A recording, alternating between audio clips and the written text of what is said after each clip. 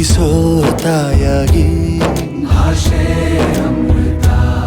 ಕುಡಿಸೋ ತಾಯಾಗಿ ಭವಿಷ್ಯ ಬರೆವಂತ ತಂದೆನೋ ಆಗಿ ಬರೆವಂತ ತಂದೆನೂ ಆಗಿ ಚಂದದ ಜೀವನನ ನೀಡಿರೋ ಗುರುಗಳು ನಮ್ಮ ಗುರುಗಳು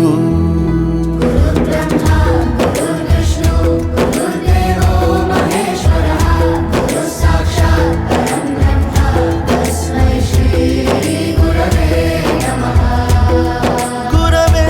ನಮಃ ಗುರವೇ ನಮಃ ಬಳಪ ಹಿಡಿದ ಭಗವಂತ ಇರುತ್ತ